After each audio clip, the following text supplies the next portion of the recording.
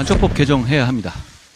결국 더불어민주당이 신중한 태도를 보여서 지난 국회에서 이 간첩법이 통과되지 못한 것이 사실입니다.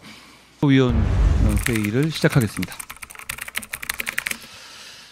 국민들께서 정보사 블랙요원 기밀 유출 의혹 그리고 수사가 되고 있죠. 그 사안에 대해서 심각하게 보고 계십니다. 지금 시대는 정보가 곧 돈이자 무기이고 안보에 직결되는 시대이잖아요. 그런데 이런 일이 발생하고 있기 때문에 대단히 국민들께도 우려하고 계십니다. 간첩법 개정해야 합니다. 이걸 단순한 기밀보호법으로 처벌하기에는 대단한 중죄이고 사회적 메시지가 이 정도는 기밀보호의 문제이고 간첩이 되지 않는다는 메시지로 가서는 우리 안보를 지킬 수가 없습니다.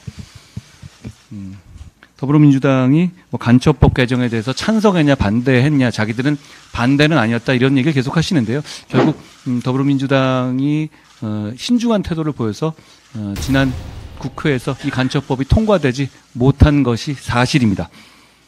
지금 이 간첩법 개정에 적국을 외국으로 바꾸는 간첩법 개정에 찬성하신다면 아주 신속하게 이 문제를 먼저 개정할 수 있었으면 좋겠습니다. 그게 저희도 그 생각이기 때문에 민주당이 찬성하기만 하면 이 법은 반드시 통과될 겁니다.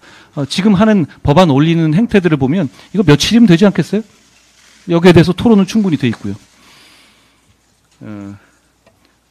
문재인 정부는 대화로 나라를 지킨다라는 말씀을 했습니다. 대화가 필요하지만 대화로 나라를 지킬 수는 없습니다. 지난 정부는 국군 기무사령부를 안보지원사로 바꾸면서 요원의 30%를 감축한 바 있습니다. 더불어민주당은 2020년 국정원의 대공수사권 기능을 폐지하는 법안을 일방적으로 통과시켜서 국정원의 방첩 역량을 무너뜨렸습니다. 저도 수사 업무를 오랫동안 담당한 사람이지만 이 대공수사 업무, 정보수사 업무는 일반적인 검경이 담당할 수 없습니다. 그건 수사의 영역이기도 하지만 오히려 정보 영역에 가깝기 때문이죠. 이 법안 통과로 인해서 대한민국의 대공 역량, 정보 역량은 심각하게 훼손됐습니다. 그것도 모자라서 22대 국회가 출범하자마자 17명의 민주당의 국회의원들이 국정원의 조사권까지 박탈하는 국정원법 개정안을 발의했습니다.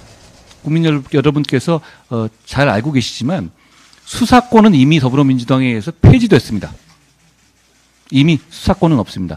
그렇지만 그 전 단계의 조사권은 남아 있었는데 굉장히 약한 임무고 약한 권한이죠. 그 권한마저 박탈하는 개정안을 더불어민주당이 이번 국회 들어서 부지런하게도 발의한 겁니다. 국민 여러분, 안보는 민생입니다. 국민의힘은 안보를 민생 차원에서 지키겠다는 약속을 드립니다. 지난 총선